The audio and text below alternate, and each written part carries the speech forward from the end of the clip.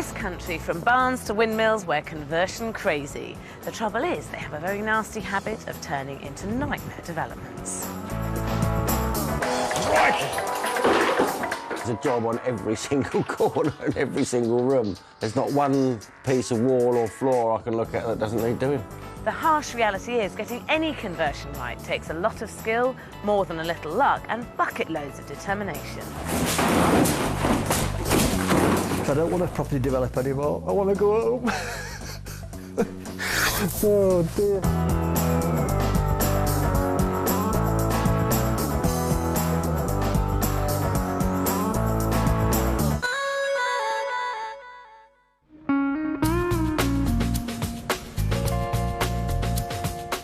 Tonight I'm meeting two sets of developers who have fallen for the old world appeal of two very different properties. But both buildings do have one trait in common.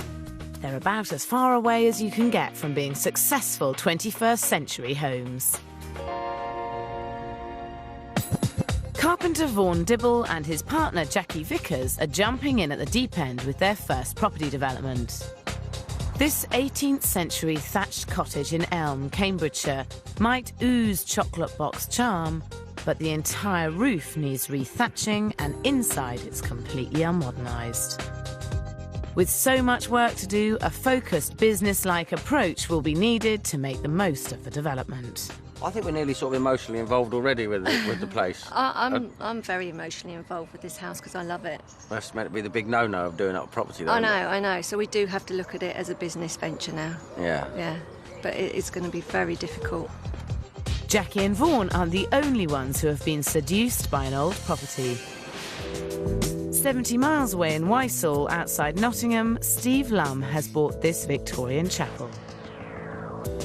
There's just so few of these opportunities that you've just got to grab them when you can, you know, and I've just been so fortunate and so blessed to get the opportunity to do this. I feel privileged, you know, to be able to do this. I really do. Steve is putting all his faith and all his money into the chapel. He sold his home and his shop to fund the development. What an amazing building. As a first development, you're very brave. But to go from running a shop to deciding you're going to start developing and then buying that as your first go, you thought you'd just jump in, yeah? Well, I think life's a gamble, isn't it? Life for taking a few risks. Certainly is if you do this kind of thing.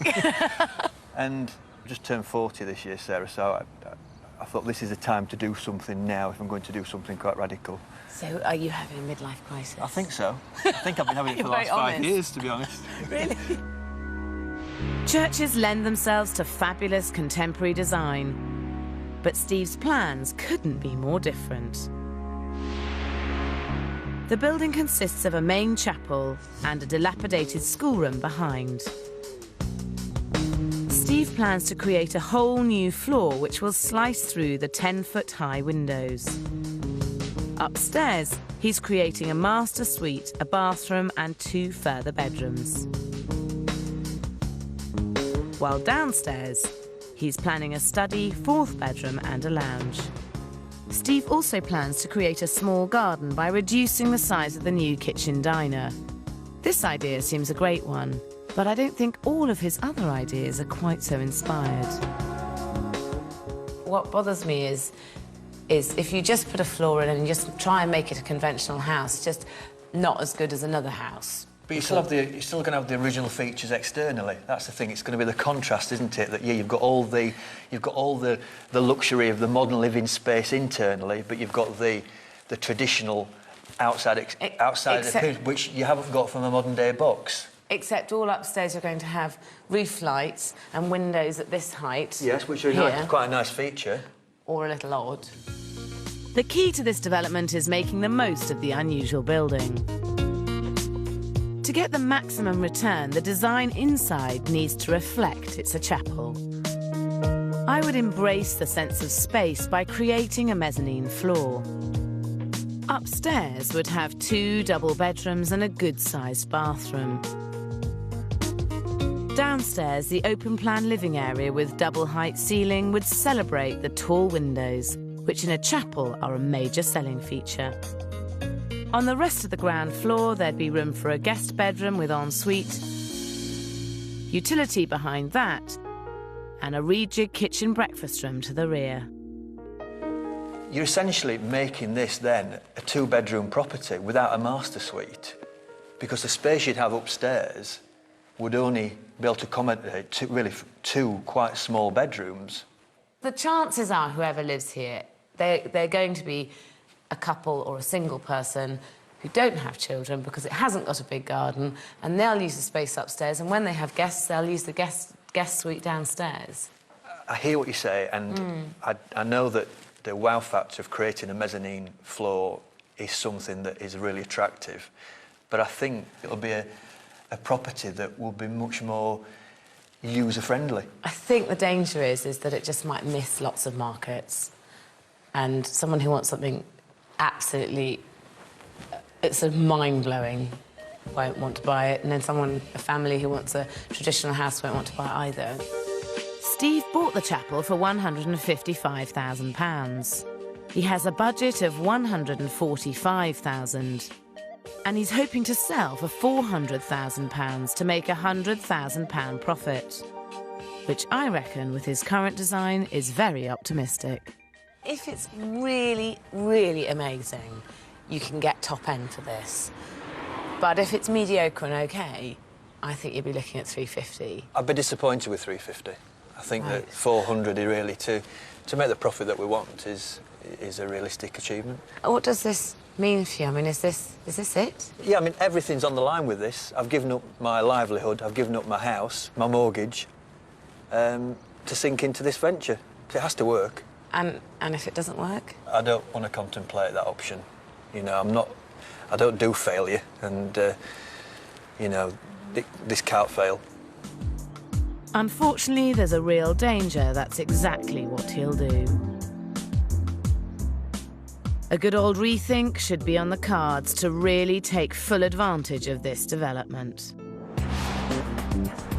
In Elm, Cambridgeshire, carpenter Vaughan Dibble and bookkeeper Jackie Vickers are also investing everything they have in their first development. This 300-year-old cottage. Now, you were looking for ages for this development, were you? Years. Good sort of 2 or 3 years, if not longer, just saw it in a estate agent's window and... See the potential. We sort of fell in love with it. Yeah, I know. So is this a development, or have you just fallen in love with this house? Definitely a development. We have to sell it. It must be sold, but... Are you sure about that too? Well... You're not, are you? When we first came to see it, we did fall in love and we just thought we could live here. But I don't think it's going to happen. So we're going back to our original idea of property development. Jackie and Vaughan have remortgaged their home to finance the development, and so have to make this a success. They bought the cottage for £220,000 and have a budget of £110,000, hoping to sell for £350,000. This would make them £20,000. It's a slim profit for what's likely to be 6 months hard graft. Vaughan is doing most of the work himself on site, while Jackie looks after the budget at home.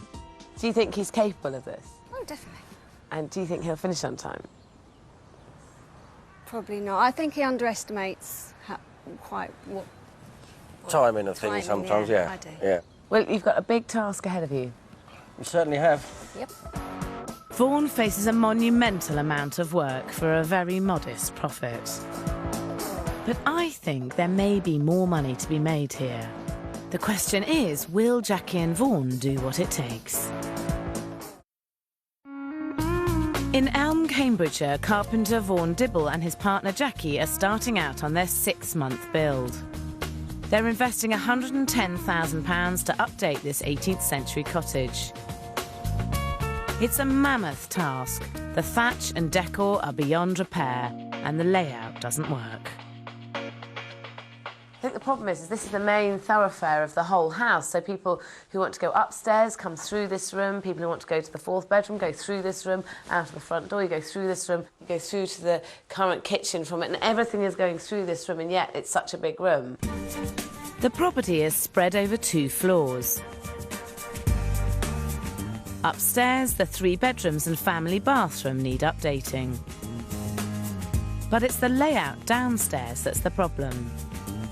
The 4th bedroom and 2 reception rooms and kitchen are all wrapped around one large central area.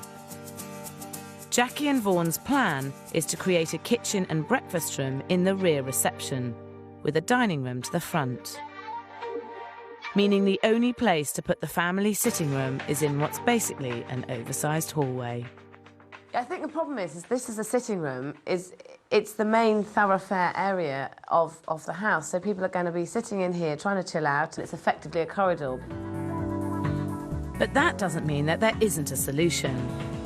We don't use dining rooms very often, so this is a good use for the awkward central area.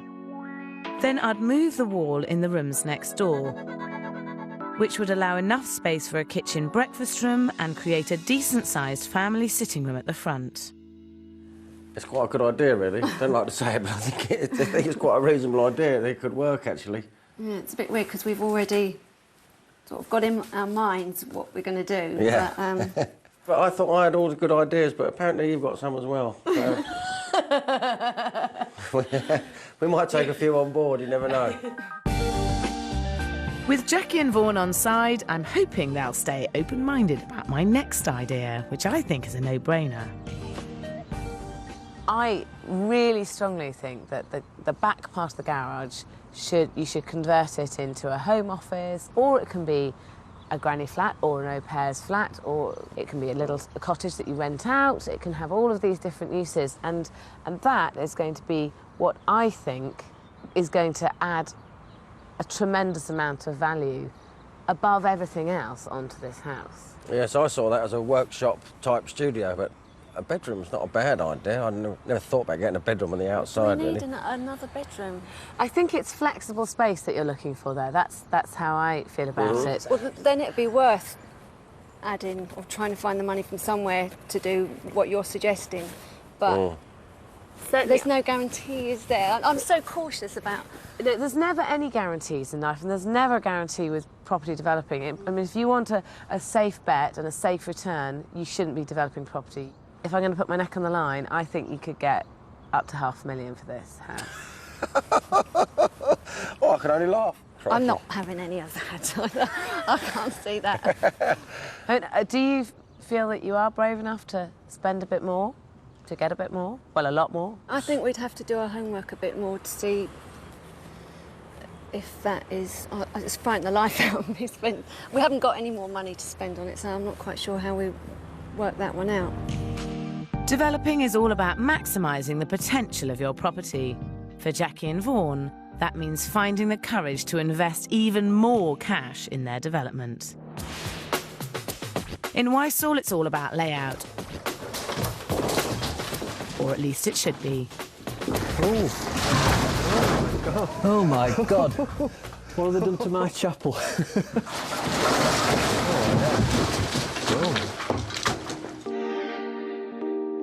Steve's plan is to create a fairly standard home, which I believe would be selling the chapel short. A mezzanine floor would not only make the most of the building, but also Steve's profit. Hopefully this conversion will help him see the light. Now, this is indisputably a chapel, because you've got the full height of the windows, you can see all the way up the 2 stories, and you've got this immense sense of space and light. And I think if there was a floor that went right the way across and chopped all the windows in half, there just wouldn't be that sense of space and light. The inside of an unusual building should make as strong a statement as the outside, like the contemporary interior here. This is a very bespoke design. This has been very much done for these people, hasn't it? Do you know, I think this has been done for the best design for this building. More bedrooms is obviously a good thing if you've got the space for them. You're better off with less really good-sized bedrooms and a really fantastic living area than you are putting more bedrooms in come hell or high water. I just feel that with the size of your garden, which it's never going to be a family house because the garden is not big enough to be a family home. It could be a small family house. It could be one child. I mean, that garden... Then why would they want 4 bedrooms? Well, 3 upstairs and 1 downstairs, which you could use as a bedroom or a study. Personally, the way I see it, I think that you're trying to appeal to all possible markets, and I don't think you can do that. And the danger with doing that is you appeal to no possible markets because it sort of misses everyone. OK. And the people who want a chapel go inside and they think, oh, this isn't the sort of chapel interior I expected. Oh, well, I'll go and buy something else. But, hey, it's your money. It certainly is. The trick to developing these sorts of buildings is to capitalise on their best features, which invariably are the things that make them stand out from an ordinary property. The charm of this 19th century windmill lies in its curves, which have been left well alone. The glass ceiling and viewing gallery show off rather than hide the building's unusual height.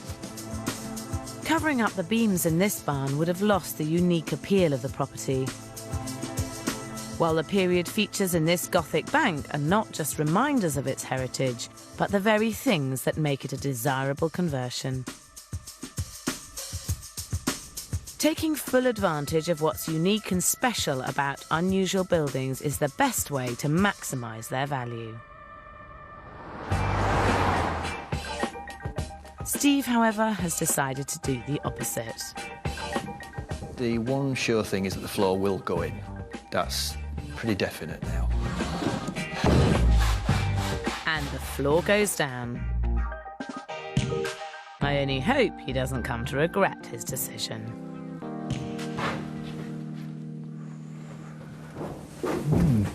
Yes, it's different, isn't it? Yeah, very different. This is very dark indeed. These windows have been compromised. There's no doubt about it. I'm disappointed. Very disappointed. So I don't want to properly develop anymore. I want to go home. Oh dear. 70 miles away in Elm, Jackie and Vaughan seem to have taken some of my advice. They're planning to move the wall between the 2 reception rooms to create enough space for the kitchen at the back and a decent-sized family sitting room at the front. Come see, come sa. Isn't it? Mind the nails and stuff. But seeing the room opened up throws Jackie into confusion. I can't get over it. I don't know what to do now. I really, really don't know what to do. I really, really like it as it is, and I don't think I want to put the wall back up. I think I want to leave it as a big kitchen diner. In a big family house like this, it's much better to have a separate sitting room and a kitchen diner. Instead of sabotaging existing plans, they should be raising the funds to convert the garage. It's an easy way to more than double their slender £20,000 profit. As for a granny flat, I just can't see that working. Granny flat stroke, maid's annex, can't see it myself. I think she's bonkers.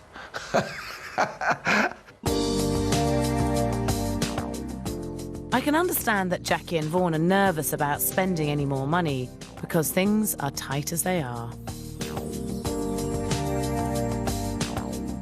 To re-thatch the property, they've set aside £23,000. To bring the labour and materials in at £25,000, Vaughan will have to work himself ragged. £19,000 for a new kitchen, utility room and 3 bathrooms is tight.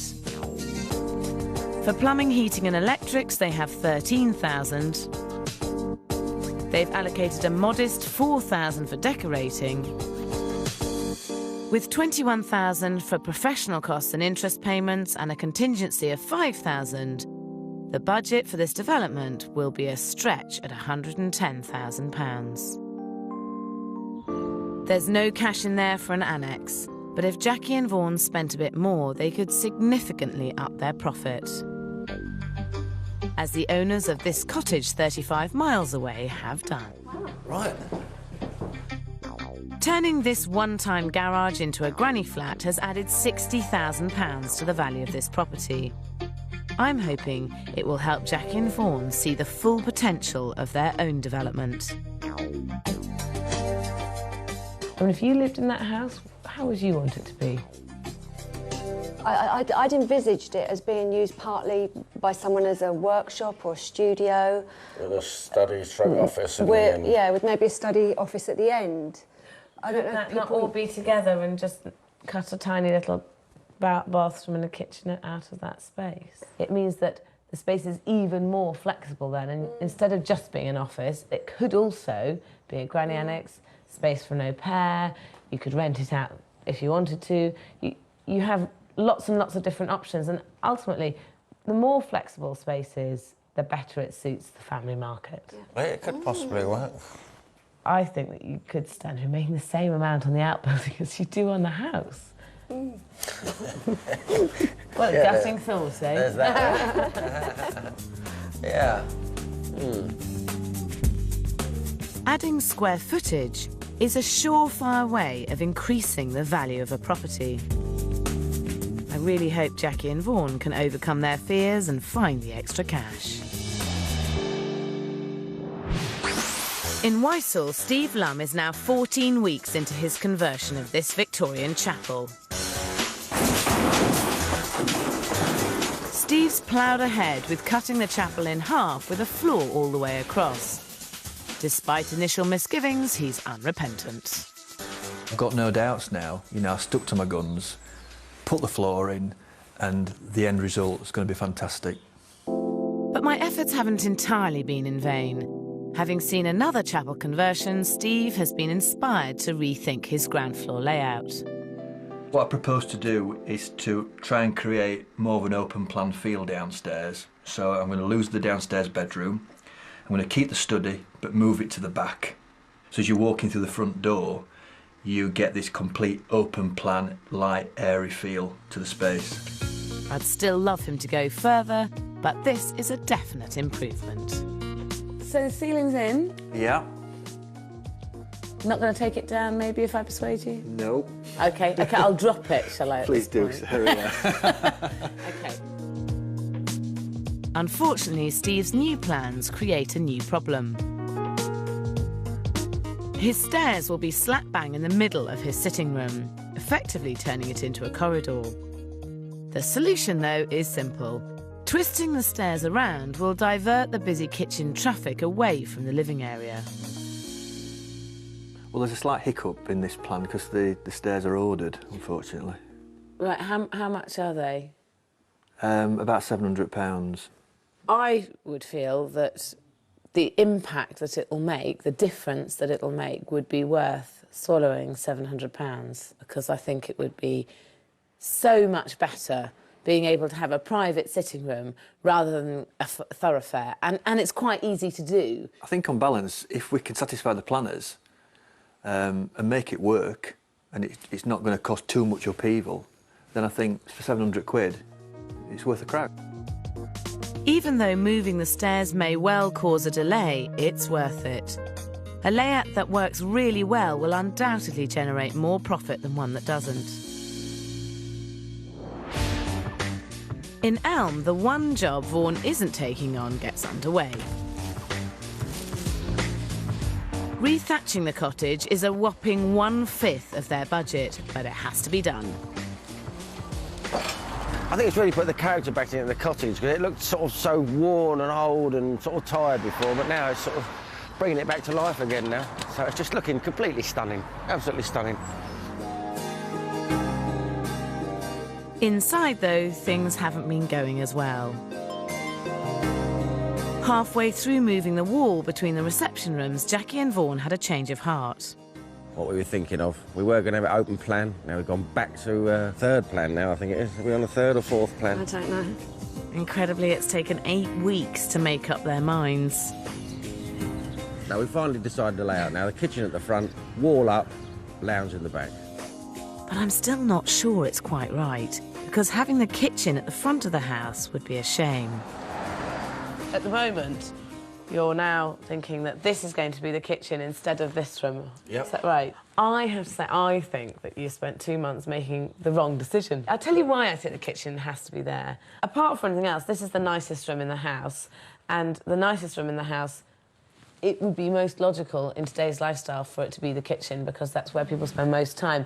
And if you've got the kitchen at the front here and you've got the kids in the back, you'd have to run every time the kids were in the garden and check that they were OK, and then you'd have to come running back and back to the kitchen. And this is an awfully long way to go when you'd be hanging out in the kitchen and all the action's in the garden. No, so you've thrown one of those spanners in the works again now. Yeah, thanks for that. No. We've been 2 months deciding that.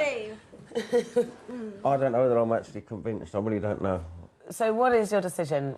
Where do you want to put the kitchen? Here. Kitchen here? Yeah. You think it works? But as Sarah says, that's where people spend most of their time, in the kitchen diner, so perfect. In a family house, a kitchen diner overlooking the garden is a definite winner. Today's decision, definitely final? Yeah, definitely. Yes, no, not said with a question Definitely. in my voice, definitely final. Yeah, definitely. Yeah. I'm going for it. In Weissel, Steve Lum is 4 months through his plans to convert this Victorian chapel. Thankfully, his initial design has changed, but now Steve plans to fill up the space with gadgets he just doesn't need. Not one thing alone is going to make this chapel sell. It's going to be the whole package. But I'm just trying to do as much as I can, you know, in a cost-effective way that will appeal to my market. This sounds more like therapy for Steve's midlife crisis. There's no point in splashing out on gimmicks that don't bring in a return. The truth is are you actually just having a bit of a play around with some boys' toys, really? Not really. Not really. I'm trying to introduce things that nice to haves, which are easy to do at this stage, but you know, to do them after the event would cause a lot of disruption. Some of the things are a great idea. For instance, your speakers. It's great to have speakers. It's very little extra cost at this stage, so I would agree with you. It's a good idea. I think maybe your centralised vacuuming system was one step too far. I would question whether it's easier to carry this great big huge roll of cable than it would be just to take a vacuum cleaner around the house. And I think that probably your CCTV is one step too far as well. I personally think that closed-circuit TV in a little village may even put somebody off buying the house, because it does smack to me of a high crime rate. By putting CCTV up, I don't think we'll change people's minds about the location. The problem I have with it is I think that it's unnecessary gadgetry. Before you know it, you'll have spent an extra £5 you don't need to. Yeah, I take your point. So would you like to buy a second-hand vacuum cleaner? No, thanks. Steve's happy spending money on these devices, but he's reluctant to spend where it really counts. And now decides to rule out moving the stairs, which would make the downstairs layout really work. This property developing's hard enough as it is, and to start undoing things when it's quite major stuff, you know, I just haven't got the inclination and the energy to revisit these issues. The stairs are staying, yeah. Sticking to my guns yet again.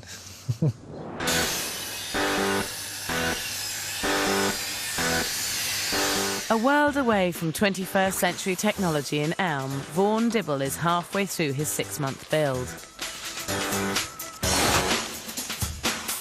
And the stress of developing is beginning to show as he uncovers problem after problem.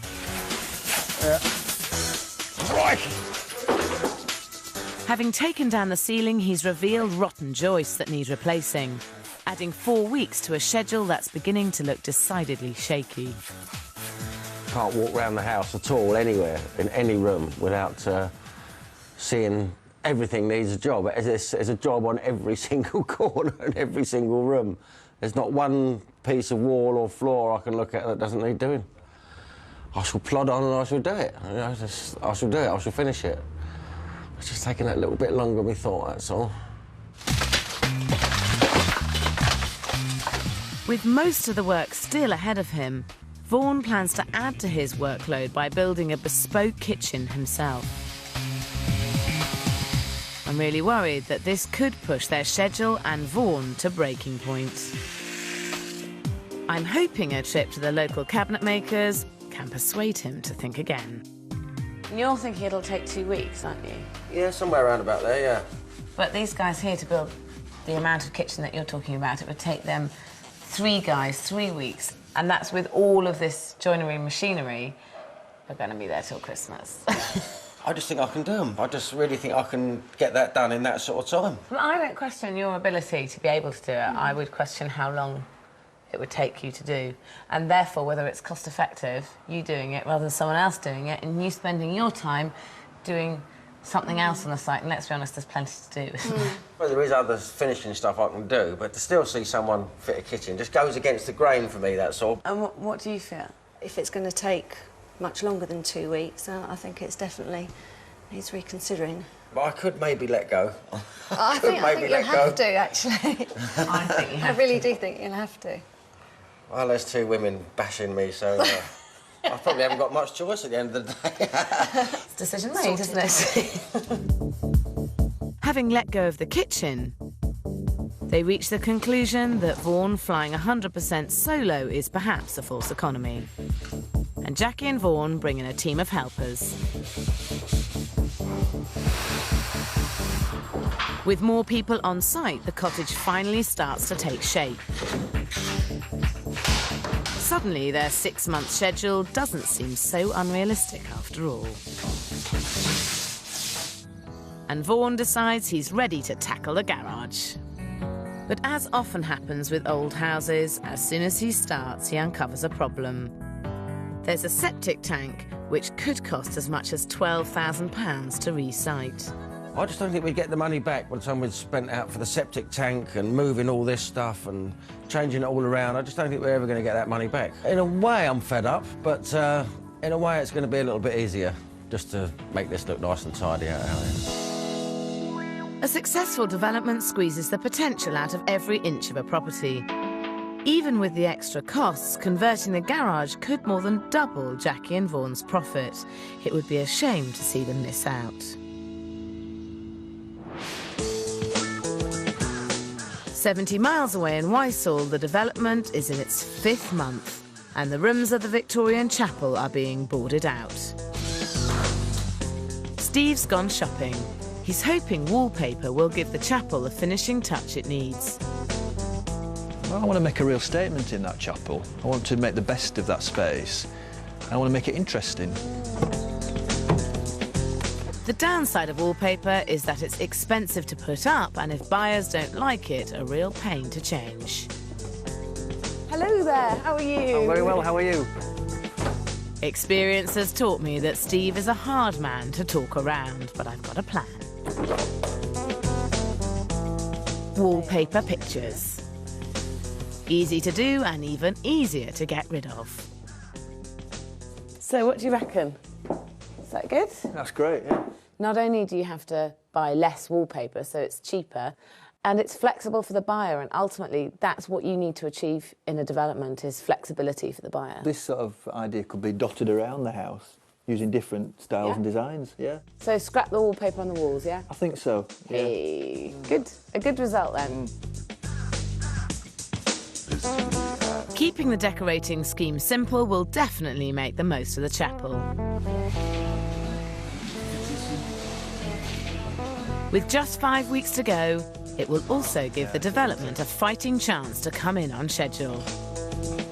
Steve's starting to size up the end of his property venture. The bottom line is, you do something like this to make a profit, otherwise you might as well just sit back, put it in a bank account and go abroad. You know, so I'm quite realistic in the sense that if it doesn't come in at a profit, then it's been a failure. In Cambridgeshire, 7 months after they set out, Jackie and Vaughan are at the end of their development. And despite the hiccups, they've turned this run-down thatched cottage into something very special.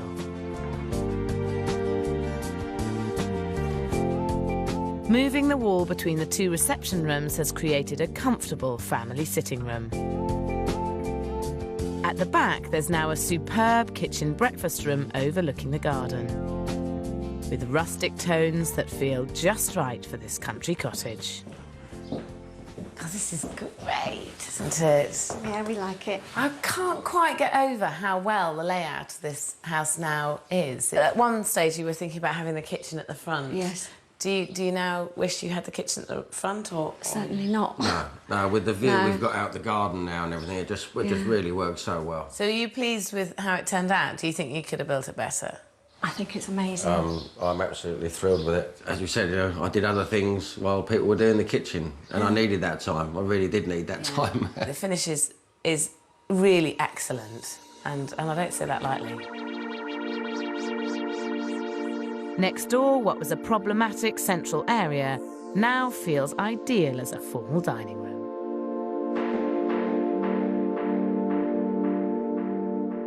The quality finish is continued in the bedrooms and bathrooms, which would fit right in to the chicest of hotels. But there is one thing that stops this development being an out-and-out success. And I noticed you didn't decide to do the outbuilding. You spotted that, did you? Yeah. It is a bit of a shame. I can understand your reasons, but I think you could have persevered and done it. Financially, it was going to be really, really tough, and we've already spent far more than we'd ever intended to. We couldn't have done it. Is the truth that you just kind of ran out of steam, really? Yeah, I've definitely run out of energy. I've definitely run out of energy now. I haven't got a stroke left in me, I don't think, now. Vaughan worked his fingers to the bone to keep the costs down, but has it paid off? Now, you bought this house for £220,000, didn't you? And you were hoping to spend £110,000 renovating it. How much did you end up spending? 134. Right, and so that means the total project cost is 354. Bearing in mind you were hoping to sell it for 350, it would constitute a £4,000 loss. It's good, this building game. How much do you think you could get for it now? If it was around 400 and... Yeah, we both said we would never let it go below 4 now. Now? Just the amount of time and effort and sweat that's gone into it. Placing a value on such a unique property, especially in a cooling market, isn't easy. Jackie and Vaughan are hoping to make £50,000 more than they had originally planned. But what will the agents think? It's nice how they've done the original fireplace with the wood burner, and they've got the original beams still here as well. This is a great kitchen breakfast room due to the size, the quality of the handmade kitchen and views of the garden. This is fantastic building. It would make a really good project to be either an annex or a studio. The finish is excellent, really done to a high standard. I would market this property at £390,000. I would market this property at £475,000. We have had 2 valuations in. First one came in at £390,000 and the other one came in at £475,000. Awesome. Wow. It's a big difference. I think 475 is the more realistic figure. Oh, my God. Do you really? Yeah. You went into this project thinking you might make £20,000 in 6 months, but the reality is it looks like you might make £125,000. Look, nothing coming out. Look, nothing coming out. Speechless. The market hasn't gone up that much in this area. So the added value that you have put on this house is not because of house price rises, it's purely down to the fact that you have earned the money by doing the work. Yeah, thanks. I just don't know what to say. We also asked the agents how much they reckon it would add to the value of this if you turned the outbuilding into an annex, and they said it could be as much as £50,000. So at £475,000 for the top valuation, if you added another £50,000 on, you'd be looking at £525,000 as the value of this house. It would make it all very worthwhile, I think. Yeah. Yeah, there's something very satisfying about those numbers. In Weissel, Steve Lum's chapel conversion is also at an end. He's about to find out whether standing by his decisions has paid off. Over the course of time, I think my expectations have been managed down a little bit.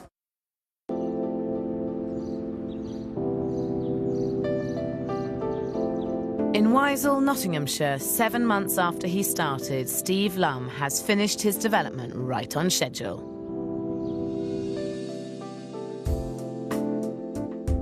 Inside, regrettably, it's unrecognisable as a chapel, but it is undeniably a modern home.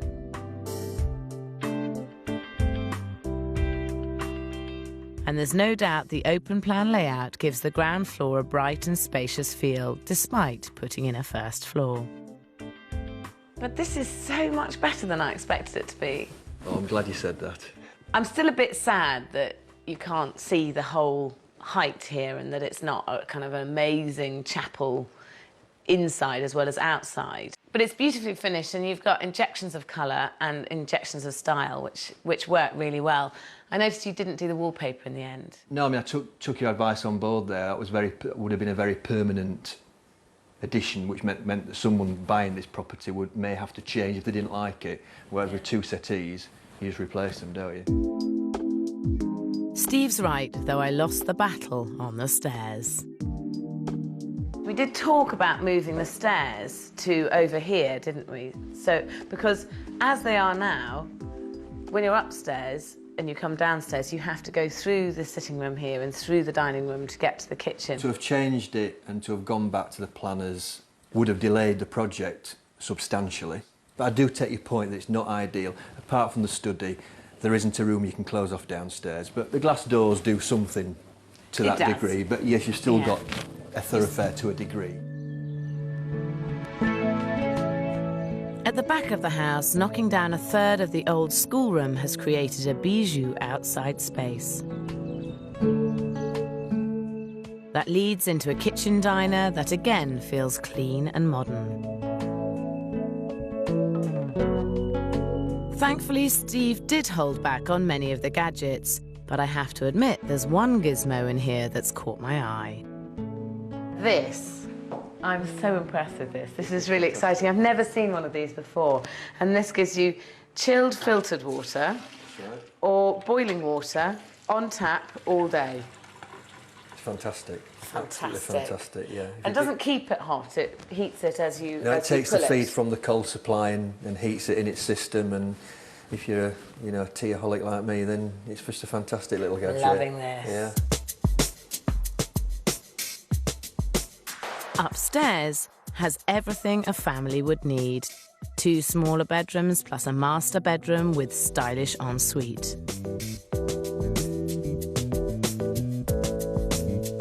And I think Steve's gone a long way to offsetting the layout issues by finishing everything to a remarkably high standard. Well, it's a fantastic achievement. It looks great, the house. But how much did it all cost? It must have cost a lot. The plan was to bring it all in for 300,000, and I brought it in for £297,000. Hey, what a result. That's fantastic. Under budget. Just under budget. You were originally hoping to get 400 for it, weren't you? Yeah, I think over the course of time, I think my expectations have been managed down a little bit. What level would make it worth? I think 350 would be nice. I think 350 would justify taking sort of a year out of your life to do something like this. Whether it's been worth a year of Steve's life is now down to the agents. It's got a nice, bright, airy, open-plan feel. Well, it's a bit of a shame that they've not got any floor-to-roof open space. Great sun trap, although the size of the garden may limit its appeal to the family market. But I feel that the staircase is an intrusion. It's nice features with the arch windows. And I think the glass here and the ability to walk straight through almost brings the decking into the kitchen. I would market this property at a price of £365,000. I'd market this property at £375,000. I would market this property at £400,000.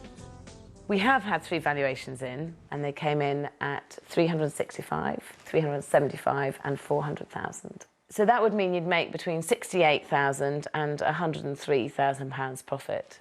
That's nice, isn't it? Yeah, that's made it all worthwhile then, hasn't it? Has it? Oh yeah, absolutely, yeah. Not bad for 7 months' work, is it really? Not bad at all. Yeah, I mean, that exceeds expectations, I think. Yeah, fantastic. Good, good. So that makes you a happy man? It does. But Yeah. it's what you can get for it at the end of the day, isn't it? You could have made possibly more on this if you were really entering that niche market, and that was always the risk, wasn't Yeah, it? I think that's the risk that I wasn't prepared to take. you Yeah. know. It's time to find out if that aversion to risk will turn on or put off the buyers. First impressions are fantastic, look great. One of the most impressive buildings in the village. It's a good space, really, really lovely and light. Love the floor, love the flow through the building, it's great. To be honest, it's probably a bit small for the children, isn't Right, it? yes, there's not much room for them. Oh, look at that! Oh, that's gorgeous. Overall, I like it a lot. I'm not sure I would go for it. I think we'd have to go away and think about it before putting an offer in. It is a wonderful finish, but I can't shake the conviction that this property is neither a family home nor a cutting-edge space for a design-conscious couple, and so it may take some time to sell. You said when you started this project that this was a bit of a kind of midlife crisis. Has this been the solution? Is this the medicine you needed? Well, there's no solution to my midlife crisis. That'll just go on and on and on. It's just going to continue I shall to another stumble on crisis. to the next thing, yeah, you know, but... Has it been a good tonic, though? Therapeutic. So you're feeling better at the end of it now, though, than from the beginning? No, not really. I'm Oh, absolutely worse. exhausted. Absolutely exhausted with it all, and I need a holiday, but... Do you feel satisfied? Very satisfied, yeah, yeah. But So- it's not going to be a full-time career? I don't think so. I don't think so. And not because it's been a negative experience, it's just because... Not you? Not really me, no. Both Steve in Wysall and Jackie and Vaughan in Elm had charming period properties to develop, and what they did do, they executed beautifully. But neither of them were willing to really stick their necks on the line and squeeze out every last penny of profit. And the danger in a business where good deals are hard to find is that you never know when your next opportunity may come along. Next week, two sets of developers turn to problem properties to break into the sky-high London market. This is relatively unmortgageable with the subsidence issues. No. You're scaring us, Yeah. Sarah. We've really got to balls this up and do it completely wrong if we don't make any money in this.